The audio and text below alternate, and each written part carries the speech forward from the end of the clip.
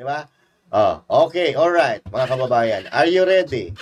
Sabi dito, meeting schedule, ito po disclaimer. Ito po ay nakuha po natin sa Manila Times. Leaked documents po ito.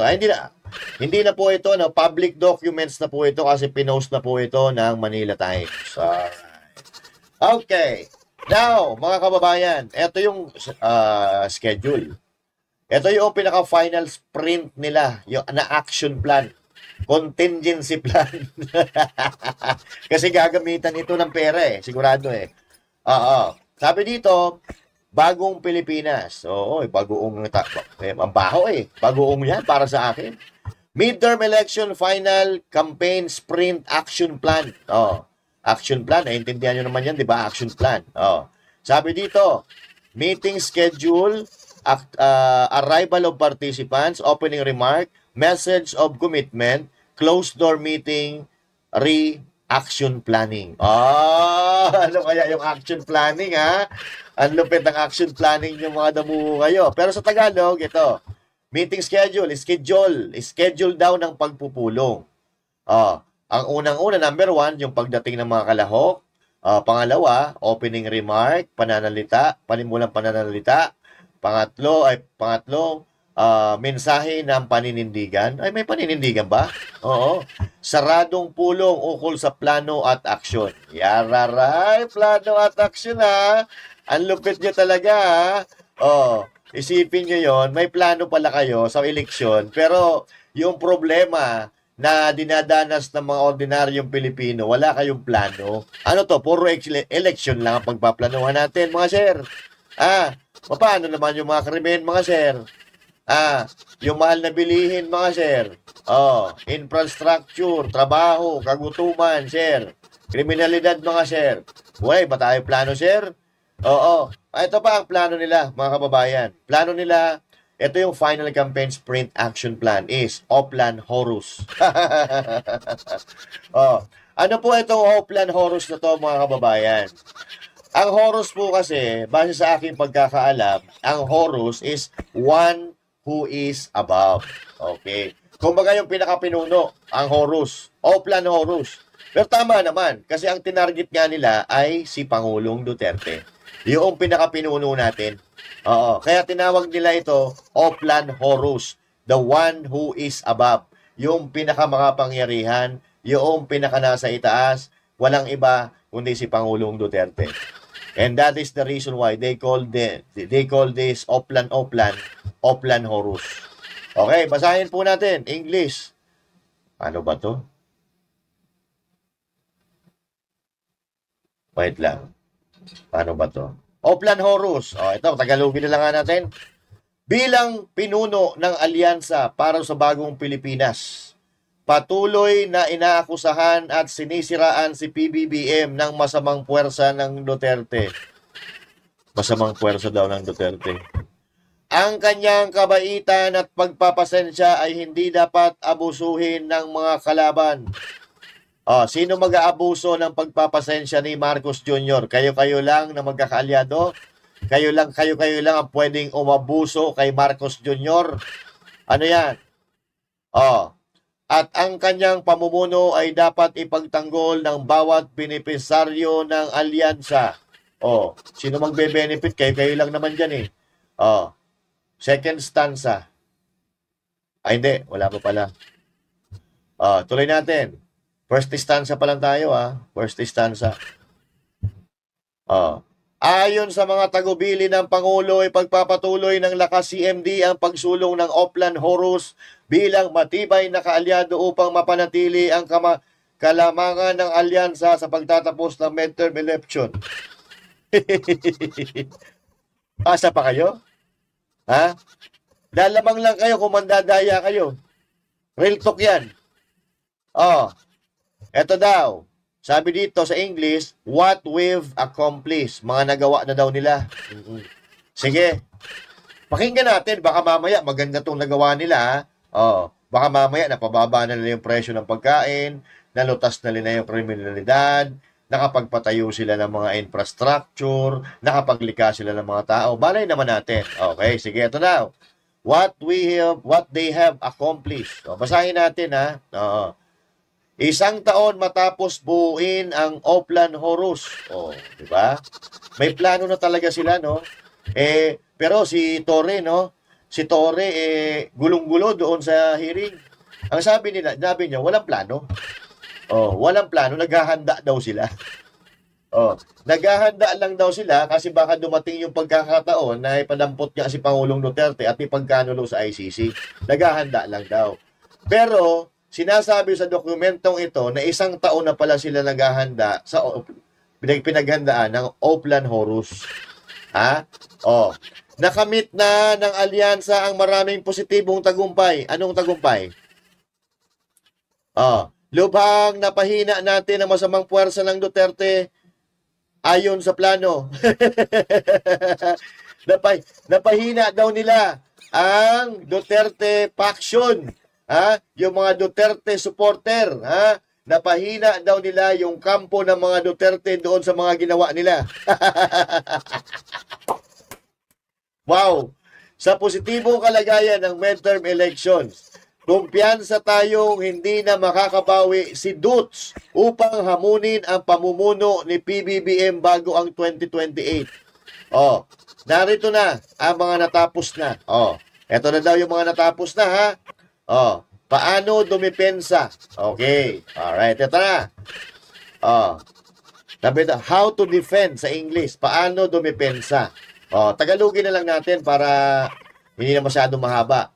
Matatag na core campaign team kasama si Speaker Martin, Pangulong Tamayo, Kong Toti, Kong AG at iba pa. Walang hiya yan eh. Oh. Matatag na core campaign team, walang hiya ka, walang hiya kayo. Yung trust rating, approval rating ni Speaker Martin Romualdez, yung 14 lang. Paano naging matatag yung lintik na yan? Oh. Diba? Oh. Makipag-alyansa. Oh, sabi na, makipag-alyansa sa maraming partido, siguruhin ang sentral na papel ng PFP habang naka-align sa lakas NUP, Nationalist, NPC at iba pa. Walang hiya kayo.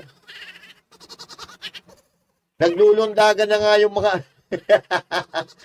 naglulundagan na nga yung mga alyansa ninyo, no? 'Di ba? Feeling malakas pa rin kayo. Oh, sabi pa dito, inendorso ng mga VIP na kandidato kong Erwin Tulfo, Senator Ping Lacson, Manny Pacquiao, Bong Revilla, Lito Lapid at Mayor Abby Binay at iba pa. Oh, nangalap ng pondo para sa kampanya. Wow! Saan kaya galing yung pondo? Oh, naglaan si Kong Saldico ng 8 billion pondo para sa mga rally, logistics, cash at propaganda. Wow! Pukin ang ina nyo! Oo, naglaan si Kong Saldico. Oh, saan galing ang pera?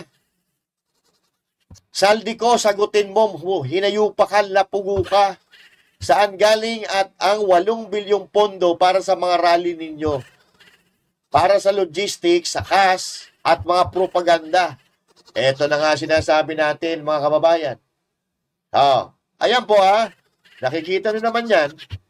Oh, okay? So, post po ito ha. Nakita po natin to sa Manila Times.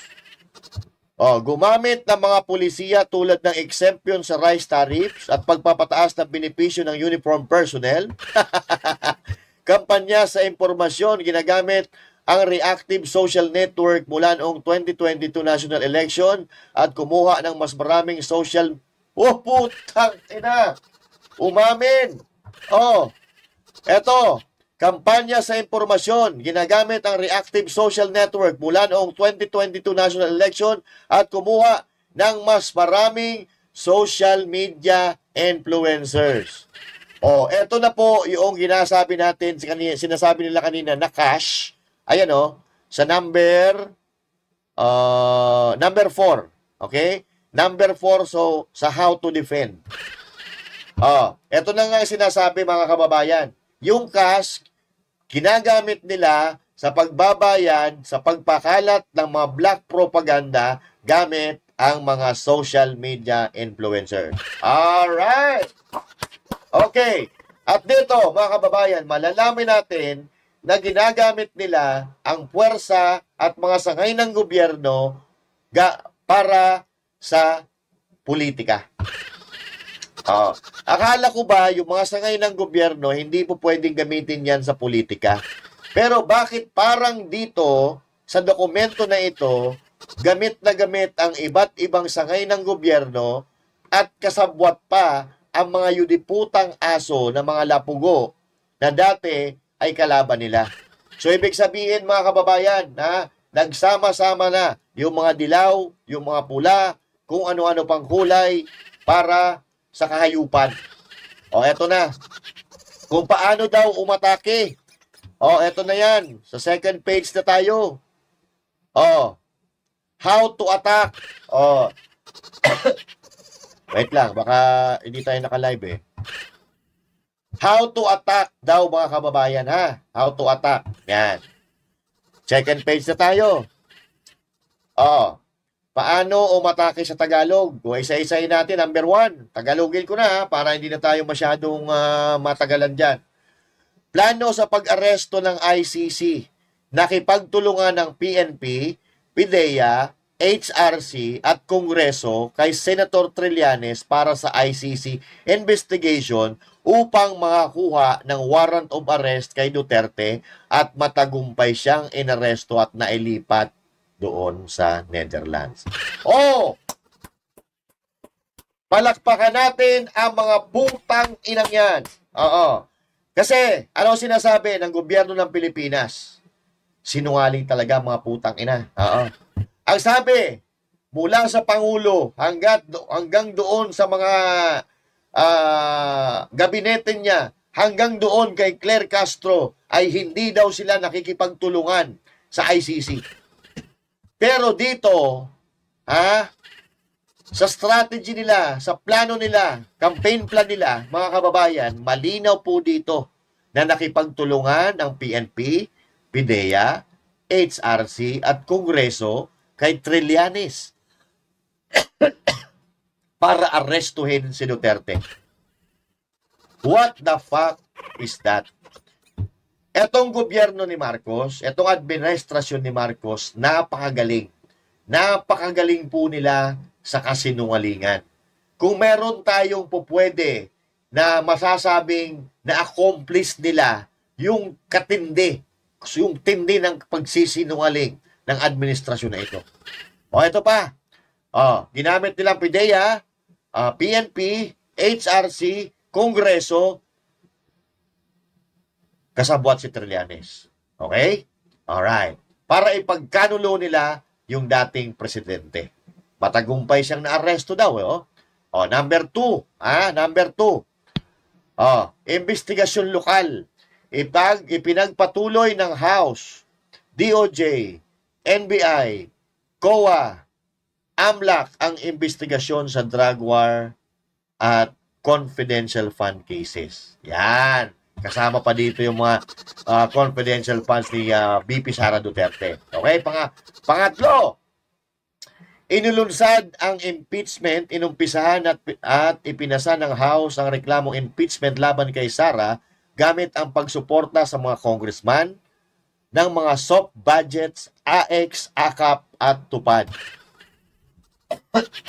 Alright. Okay. Alright, wait lang. Painom muna ako. Medyo maganda ito eh. So, totoo po yung sinasabi ni Mayor Magalong. Ang sabi ni Mayor Magalong, pag ikaw ay sumama doon sa mga sortie, bibigyan ka ng AX, bibigyan ka ng AAKAKAP, bibigyan ka ng TUPAD. Ito, maliwanag po dito, mga kababayan. Napakaliwanag po dito, mga kababayan, sa number 3, daan sa how to attack. Na inihain ang impeachment laban kay VP Sara Duterte gamit ang budget, soft budget, katulad ng AX, AKAP at TUPAD, at ito yung ibinibigay doon sa mga kongresista. Kaya naman pala, may mga kongresista na nagsasabi na tutuluyan nila si VP Sara Duterte dahil kapag naging presidente si VP Sara Duterte, makukulong sila.